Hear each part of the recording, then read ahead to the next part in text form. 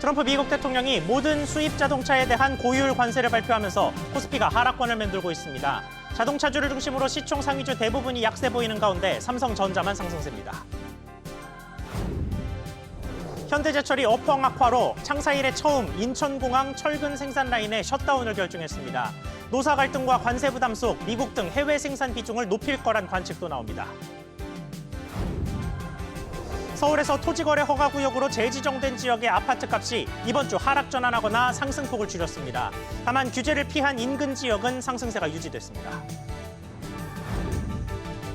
우리카드가 가맹점 대표들 20만 명의 개인정보를 악용하다 적발돼 과징금 135억 원을 부과받았습니다. 이들은 관련 개인정보를 신용카드 영업에 활용했습니다.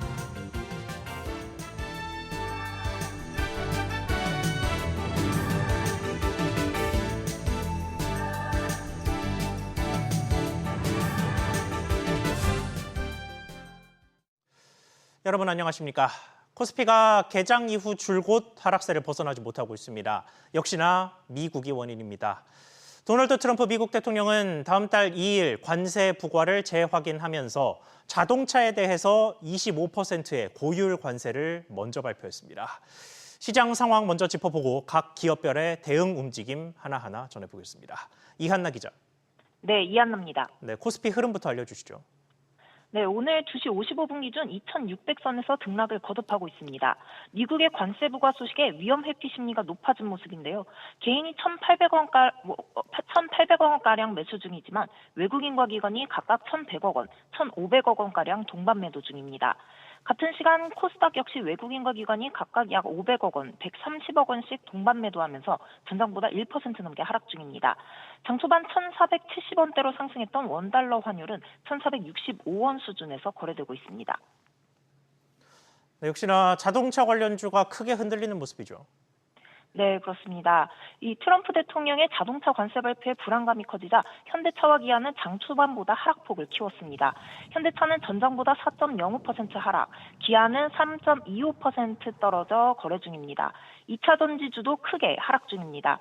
에코프로 BM이 2.42%, 에코프로 2.84%, 엔캠 5.14%, 레이크 머티리얼즈 2.86% 하락했습니다. 중국의 반도체 관련 새 규정에 엔비디아 칩 수출이 난항을 겪을 것으로 보이는 가운데 SK하이닉스는 3% 가까이 하락 중이나 삼성전자는 0.41% 소폭 상승 거래 중입니다. SBS 비즈 이한나입니다. 미국에 선제적으로 대규모 투자를 발표했던 현대차는 미국 조지아주에서 새 공장의 완공 소식도 전했습니다. 북미 전기차 시장의 전초기지가 되면서 역시나 관세 폭탄을 피할 수 있을 것으로 보이는데 새 공장의 자세한 의미를 조슬기 기자가 전하겠습니다. 현대차 그룹이 80억 달러를 투입해 구축한 최첨단 자동차 제조 공장인 현대차 그룹 메타플랜트 아메리카입니다. 현대차 엘라베마 공장, 기아 조지아 공장에 이은 미국 내 세 번째 생산 거점으로 기존 공장과 함께 연간 100만 대 생산 체계를 완성했습니다. 지난해 10월 전기차 아이오닉5 시범 생산을 시작으로 이달부터는 대형 전기 SUV 모델 아이오닉 9 양산을 향후 기아와 제네시스 차량으로 생산 라인업을 확대할 계획입니다. 전기차뿐만이 아니고 앞으로는 하이브리드 생산해서 여기 시장에서 원하는 그 모델을 잘 생산해서 연간 30만 대 규모인 생산 능력을 증설을 통해 50만 대까지 끌어올릴 경우 포드를 제치고 GM, 도요타와 함께 빅3로 도약할 수 있다는 전망도 나옵니다. 특히 미국 현지 생산을 통해 지난해 미국 판매량의 60%를 무관세로 판매할 수 있게 돼 외국산 자동차 25% 관세 부과 폭풍도 상당 부분 비껴갈 수 있게 됐다는 평가입니다. 공장 내부는 자동화와 AI 기술이 집약된 소프트웨어 중심 공장으로 설계됐습니다. 고중량 도어 자동 탈부착, AI 기반 품질 검사는 물론 자율주행 물류 로봇 등을 활용해 생산성과 품질 향상을 동시에 끌어올릴 수 있습니다. 보스턴 다이내믹스의 사족 보행 로봇 스파토 공정에 투입되고 인간형 로봇 아틀라스도 자동차 제조 과정에 새로 투입될 예정입니다. 현대차 그룹은 이번 준공을 계기로 향후 북미 시장에서 브랜드 경쟁력을 강화하고 미국 정부의 친환경 정책과 함께 공급망 재편 움직임에 적극 대응할 방침입니다. SBS 비즈 조슬기입니다. 경영권 분쟁을 앞두고 벌어지는 내일 고려아연 정기주주총회에서 영풍과 MBK 파트너스 측에 불리한 구도가 깔렸습니다. 법원이 조금 전 내일 주총에서 영풍이 가진 고려아연 주식에 대한 의결권을 인정하지 않았습니다. 속보 내용 자세히 짚어보겠습니다. 류정현 기자. 네, 유정현입니다. 네, 방금 나온 법원의 판단 내용 전해주시죠. 네, 일단 이번 사건은 최윤범 고려아연 회장이 자신의 우호 세력이 가진 영풍 지분 10.3%를 호주 자회사 선메탈 코퍼레이션 홀딩스 SMH에 넘기면서 촉발됐습니다. 영풍에서 고려아연 그리고 고려아연에서 SMH 이게 다시 영풍으로 이어지는 일종의 순환 출자 구조를 만든 건데요. 이렇게 되면 상법에서 규정하는 상호주 의결권 제한에 걸려 영풍이 가진 고려아연 주식 25%는 의결권이 없다는 게 고려아연 주장입니다. 영풍과 MBK 파트너스는 즉각 반발해 지난 17일 의결권 인정 가처분 신청을 냈고요. 법원이 조금 전 영풍의 의결권이 인정되지 않는다며 가처분을 기각했습니다. 자, 이렇게 되면 내일 주주총회 판도는 어떻게 점쳐집니까? 네, 영풍과 MBK 파트너스가 분리해졌습니다. 지난해 말 기준으로 영풍과 MBK 파트너스 연합의 고려아연 지분을 모두 합하면 40.97%로 최윤범 회장 세력 34.35%보다 많은데요. 이 중 영풍이 가진 25.4%가 의결권을 잃게 되고 영풍 MBK 연합은 단 15.57% 지분의 의결권만 행사할 수 있습니다. 내일 정기주총에서 가장 핵심이 되는 안건은 고려아연의 이사수를 19인으로 상한선을 두는 건데요. 최윤범 회장 측에 유리한 안건인데 이번 영풍의 의결권 제한으로 최 회장의 이사회 주도권은 계속될 것으로 보입니다. SBS 비즈 유정현입니다. 트럼프발 관세 움직임에 대응하는 우리 기업들 움직임 더 짚어보겠습니다. 트럼프 미국 대통령이 액화 천연가스 LNG 생산을 확대한다고 밝히면서 글로벌 LNG 시장 규모가 커질 것으로 전망됩니다. 우리 기업도 LNG 발전 사업 확장에 힘을 쏟는 모습인데 그 현장에 최지수 기자가 다녀왔습니다. SK가스가 지난해 12월 상업 가동을 시작한 울산 가스복합발전소입니다. LPG와 LNG 발전이 모두 가능한 세계 최초의 발전소입니다. 지난 40년간 LPG에 한정됐던 발전 분야를 LNG로 본격 확장했다는 의미가 있습니다. 높이 80m에 달하는 가스복합 발전소로 국내에서 가장 최신형 발전 설비를 갖추고 있습니다. 발전 용량은 원자력 발전소 1기와 맞먹는 수준으로 280만 가구가 1년간 사용할 수 있는 전력량을 생산할 수 있습니다. LNG 가격 변동에 따라 탄력적 운용이 가능하다는 점이 가장 큰 장점입니다. LNG의 공급이 늘어나면 LNG가 싸지면 좋고요. 엄청난 LNG 가격의 뜸이 있었거든요. LNG를 LPG로 바꿀 수 있는 옵셔널리티의 힘이 발휘될 수가 있습니다. 2040년 글로벌 LNG 수요는 연간 최대 7억 1,800만 톤 수준으로 60% 증가할 것으로 예측됩니다. 트럼프 미국 대통령은 무역 적자 해소를 위해 LNG 생산과 수출을 확대할 예정입니다. 64조 규모 알래스카 LNG 사업에 대한 미국의 투자 압박도 거세지고 있습니다. 우리나라를 방문한 마이크 덜리비 알래스카 주지사는 어제 관세를 포함한 여러 논의를 하기 위해선 LNG 구매 합의가 먼저라고 압박했습니다. 제가 비즈니스적인 이유로 LNG 다변화를 위해서는 미국 LNG는 분명히 필요한 부분이 있습니다. 제가 아마 모든 LNG사들이 미국을 앞으로 좀 더 중요하게 보지 않을까 그렇게 생각이 됩니다. 현대차 그룹이 선제적으로 대미 투자와 함께 4조 원 규모의 미국산 LNG를 사들이기로 발표한 가운데 포스코, SK, 한화 등 주요 에너지 기업들의 행보도 주목됩니다. SBS 비즈 최지수입니다. 현대제철이 다음 달부터 철근 제품을 생산하는 공장을 한 달 동안 닫습니다. 창사 이래 처음 있는 일입니다. 경영 환경 악화에 더해 미국의 관세 부담 등까지 더해지면서 해외 생산에 앞으로 더 주력할 거란 전망도 제기됩니다. 김기송 기자. 네, 김기송입니다. 네, 일단 어느 공장을 이번에 닫는 겁니까? 네, 봉영강 제품을 생산하는 인천 공장 내의 철근 공장이 대상입니다. 다음 달부터 한 달간 전면 셧다운에 들어갑니다.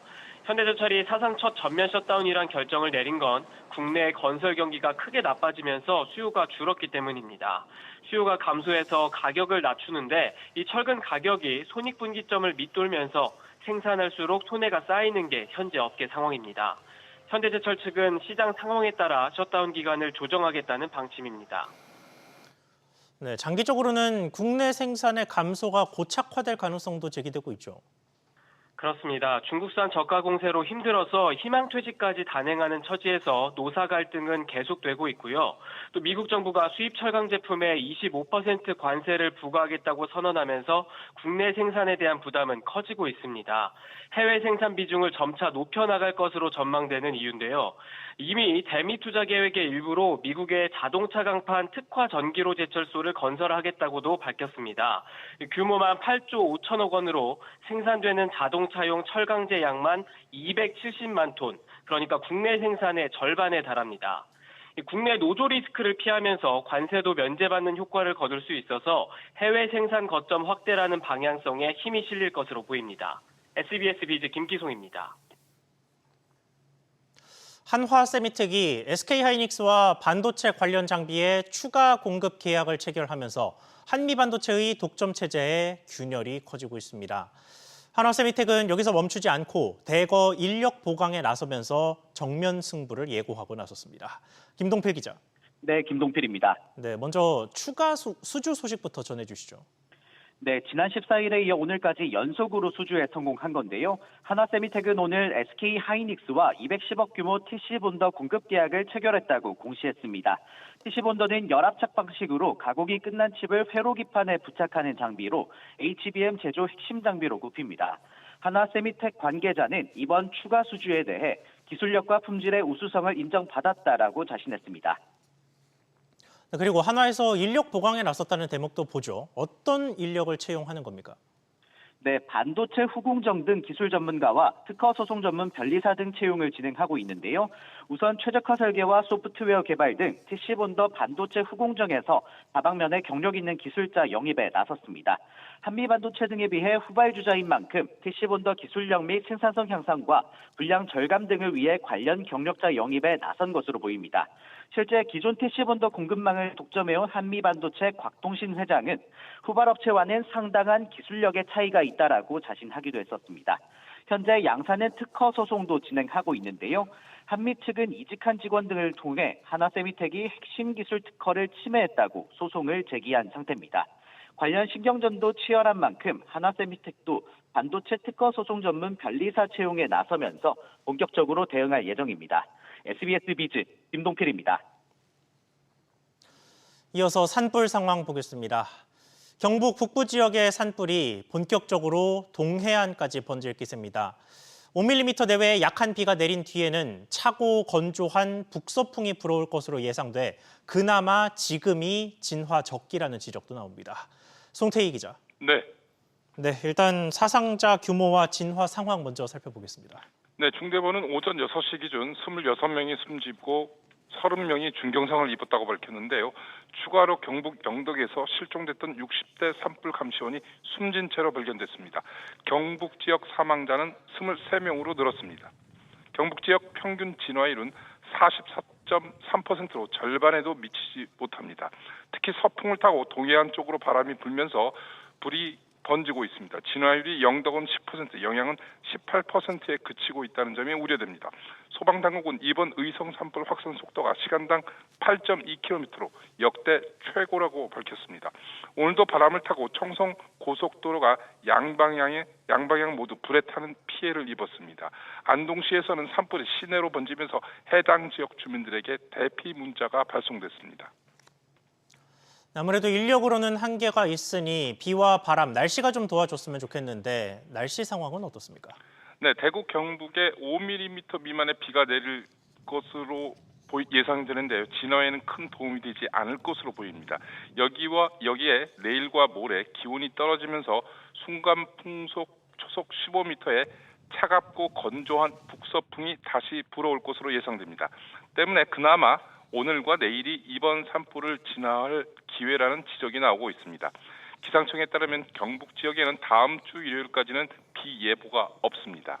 소방당국은 오늘과 내일 기회를 놓치면 산불이 서풍을 타고 산림이 울창한 동해안 방향으로 본격적으로 번질 수 있다고 보고 가용 자원을 총동원하고 있습니다.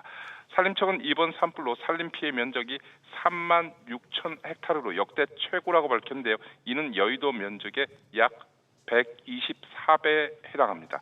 SBS 비즈 송태입니다. 토지거래 허가구역 확대 지정 발표 직후 서울 내 규제 지역의 아파트값 상승세가 꺾인 것으로 나타났습니다. 특히나 송파의 경우에는 상승을 멈추고 이번 주 하락 전환했습니다. 반대로 토호재를 빗겨간 곳은 풍선 효과 조짐이 나타나기도 했습니다. 취재기자 연결해서 부동산 상황 짚어보겠습니다. 박연신 기자. 네, 박연신입니다. 네, 일단은 토지거래 허가구역으로 다시 지정된 곳들의 상황부터 정리를 해보죠. 토지거래 허가구역 지정 발표 직후인 이번 주 서울 아파트값이 0.11% 오른 가운데 토지거래 허가구역인 강남 3구와 용산구의 아파트값이 한 주 전보다 상승폭을 축소한 것으로 나타났는데요. 송파 아파트값은 지난주 0.79% 올랐지만 이번 주에는 토어제 재지정 구역인 잠실동을 비롯해 신천동 등에 의해 0.03%포인트 떨어지며 상승에서 하락으로 전환했습니다. 강남구와 서초구, 용산구는 각각 0.36%, 0.28%, 0.18% 올랐습니다.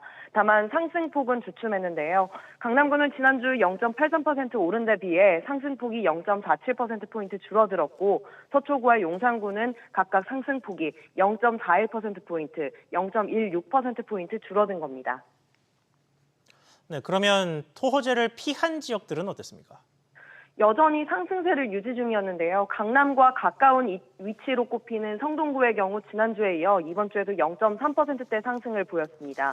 마포 또한 0.21% 올라 지난주에 이어 3주 연속 0.2%대 상승률을 기록했습니다. 부동산원은 재건축 등 일부 선호단지는 지속적인 수요 집중으로 상승 거래가 체결되고 있지만 금매를 찾는 한정적 수요와 관망 심리 확대로 지난주보다 상승폭이 축소했다고 설명했습니다. SBS 비즈 박연신입니다. 이런 토지거래 허가구역 지정과 해제 문제와 관련해서 한국은행도 목소리를 냈습니다. 한국은행은 집값 상승의 풍선 효과에 대해 주의할 필요가 있다고 말했습니다. 신성호 기자, 한국은행에서 금융 안정 상황을 점검을 했는데 그중에서 집값에 대한 우려를 표했죠. 네, 우리 금융 상황 리스크로 대내외 불확실성이나 경기 침체와 함께 부동산 시장 상황을 꼽았습니다. 지난달 이후 서울 일부 지역의 집값 상승폭이 확대되고 다른 지역으로 확산되는 움직임이 나타나고 있다는 설명입니다. 주택 거래량이 좀 많이 늘어났습니다. 3월 중순에 미칠 수는 있고요. 그것이 이제 3월, 4월, 그러니까 4월, 5월까지 영향을 미칠 수 있을 것입니다. 어떻게 영향을 미치는지는 더 지켜봐야 될 것 같습니다. 지난달 비수도권 주택 매매 가격이 약 1% 하락하는 동안 수도권은 1.67%, 서울은 3.62% 상승할 정도로 서울을 중심으로 한 집값 상승세가 거셌는데요. 한국은행은 집값 상승세 확산으로 가계부채가 늘어나면 원리금 상환 부담에 매수 회복이 지연될 수 있다고 우려했습니다. 네, 다시 고개를 드는 집값도 문제입니다만 취약 차주에 대한 우려도 나왔죠. 네, 한국은행은 가계대출 연체율 상승세가 주춤했다면서도 취약 차주 비중이 오름세를 지속하는 등 취약 부문의 상환 능력이 저하됐다고 평가했습니다. 취약 차주 비중은 지난해 4분기 기준 6.9%로 지난해 1분기부터 꾸준히 오르고 있습니다. 특히 취약 자영업자 차주는 지난해 말 기준 42만 7천 명으로 전년 대비 3만 1,000명 늘었고요. 취약 차주 비중도 13.7%에 달했습니다. 한국은행은 취약 부문의 부실이 늘어나면서 관련 비중이 높은 금융기관의 건전성 저하 우려도 나타나고 있다고 밝혔습니다. SBS 비즈 신성우입니다. 국내 대형은행들은 지속적으로 일선 점포를 줄이는 추세입니다. 스마트폰으로 대부분의 업무가 가능해졌기 때문이지만 고령층에게는 다른 세상 얘기죠. 특히 지방을 중심으로 불편이 커지는 양상이었는데 이에 금융당국이 우체국이나 지역저축은행 등에서도 은행 업무를 볼 수 있게 하기로 했습니다. 이한승 기자. 네, 이한승입니다. 네, 그러니까 다른 금융기관의 점포에서 일종의 대행을 해준다는 얘기입니까? 네, 맞습니다. 예적금이나 대출은 은행 고유의 업무인데요. 신협과 같은 상호금융이나 저축은행 등을 은행 대리업자로 인가해 줌으로써 은행 예적금이나 대출이 가능하게끔 한다는 겁니다. 전국 2,500여 개의 영업망이 있는 우체국도 포함됩니다. 은행이 대리업자가 되는 것, 즉 국민은행에서 신한은행 업무를 보는 일이 가능해질 수도 있습니다. 금융당국은 오는 7월부터 은행 대리업을 혁신금융서비스로 지정해 시범 운영하고 3분기 중에는 법 개정을 추진해 정식 사업으로 도입한다는 계획입니다. 네, 그 외에 또 어떤 대책이 나왔습니까? 네, 공동 ATM도 확대됩니다. 현재는 4대 은행이 포함된 공동 ATM이 지역 전통시장에 설치돼 운영 중인데요. 은행 수가 적다 보니 관심이 저조하다는 문제가 있었습니다. 이에 금융당국은 공동 ATM을 사회 공헌 실적으로 인정해 더 많은 은행들이 참여하도록 할 예정이고요. 관공서나 행정복지센터, 지역 대형마트 등에서도 공동 ATM을 설치하기로 했습니다. 또 편의점 등에서 1,000원짜리 물건을 사면서 현금 카드로 10,000원을 결제하면 9,000원은 현금으로 거슬러주는 서비스를 하고 있는데요. 앞으로는 물건을 사지 않아도 출금할 수 있게 해주고 모바일 현금 카드로도 거스름돈 입금이 가능하게끔 해 편의성을 높인다는 계획입니다. SBS 비즈 이한승입니다. 우리카드가 가맹점 대표 20만 명의 개인정보를 빼돌리다 적발돼 제재를 받았습니다.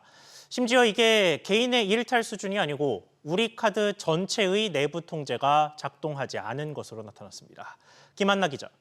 네, 김한나입니다. 네, 일단 과징금은 어느 정도 규모로 부과됐습니까? 네, 우리카드에 134억 5천여만 원의 과징금이 부과됐는데요.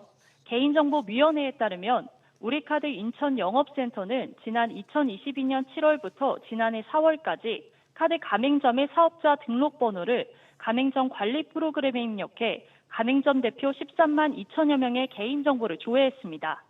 조회된 주민등록번호를 카드 발급 심사 프로그램에 입력해 우리 신용카드 발급 여부를 확인하곤 이를 고스란히 카드 모집인이 있는 카카오톡 단체 채팅방에 공유했습니다. 지난 2023년 9월부터는 데이터베이스에 정보조회 명령어를 입력해 개인정보와 우리 신용카드 보유 여부를 정기적으로 빼내 파일을 따로 만들기도 했는데요. 지난해 1월부터 4개월간 100여 회에 걸쳐 7만 5천여 명의 개인정보가 카드 모집인의 이메일로 전달됐습니다.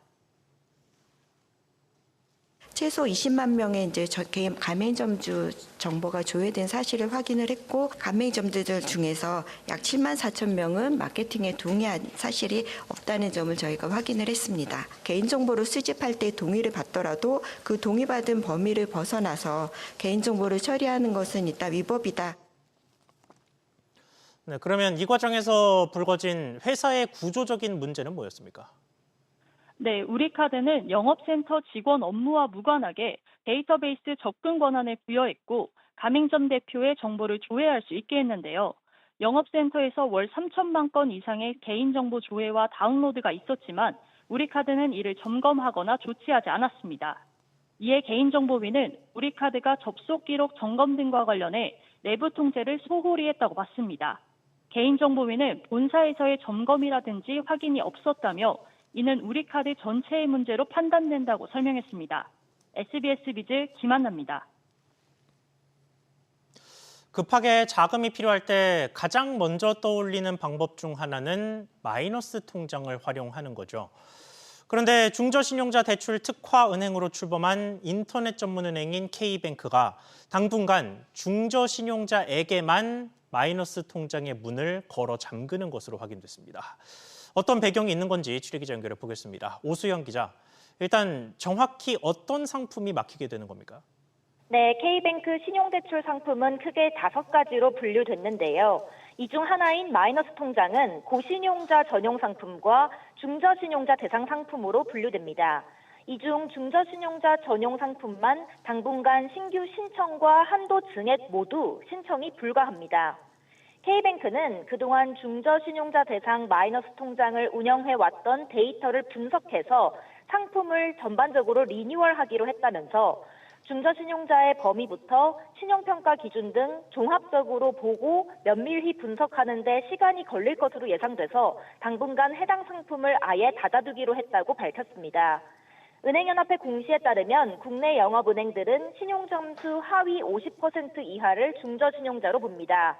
현재 KCB 신용점수 기준으로 865점 이하라면 중저신용자에 해당됩니다. 네, 그런데 K뱅크의 설명이 조금 이상한 게 리뉴얼을 하기로 했다면 일단 상품을 팔면서 다음 상품을 준비하면 될 텐데 이런 이유 때문이 아니라 혹시 연체율이 늘었다든지 부실이 늘어나면서 중단을 하게 된 것은 아닙니까? 연체율 때문만은 아니라는 설명입니다. K뱅크의 지난해 전체 대출 연체율은 0.9%였는데요.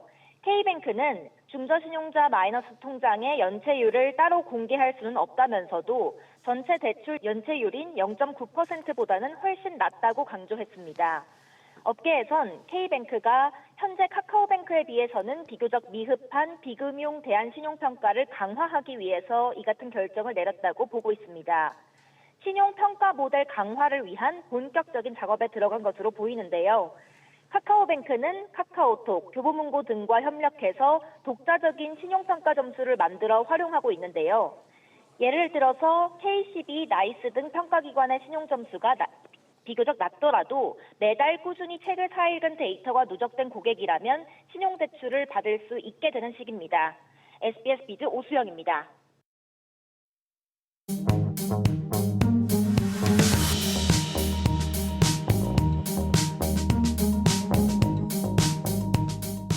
안녕하세요. K웨더 공기진흥센터에서 전해드리는 대기오염 예보입니다. 현재 미세먼지 실황을 보시면 산불 피해가 극심한 영남권을 중심으로 공기질까지 매우 탁한 상태입니다. 그 밖에 남부 내륙과 충북, 중남부 지역도 먼지 농도가 높게 올라 있습니다. 서울은 대부분 지역 미세먼지 농도 보통 단계로 공기질 무난하지만 잠실을 중심으로 52 마이크로그램 안팎으로 나쁨 단계를 보이고 있습니다. 오후부터는 남부지방을 중심으로 비가 내리겠습니다. 다만 양이 많지는 않겠는데요. 내일까지 전남과 경남, 경북 남부와 제주도에 5에서 20mm, 그 밖에 남부지방 5mm 미만에 그치겠습니다. 기압골 후면을 따라 유입된 황사 먼지가 낙하하면서 오후부터는 전국적으로 대기질이 탁하겠는데요. 환경부 기준으로 전국 미세먼지 농도 나쁨 단계를 보이겠고 WHO 기준으로는 중서부와 강원 영서가 매우 나쁨 단계까지 오르겠습니다. 내일 오후부터 먼지가 해소되겠고요. 주말인 모레 전국 보통 수준으로 공기질 무난하겠습니다. 다만 일요일 다시 중서부를 중심으로 먼지 농도가 높아지겠습니다. 지금까지 대기오염 예보였습니다.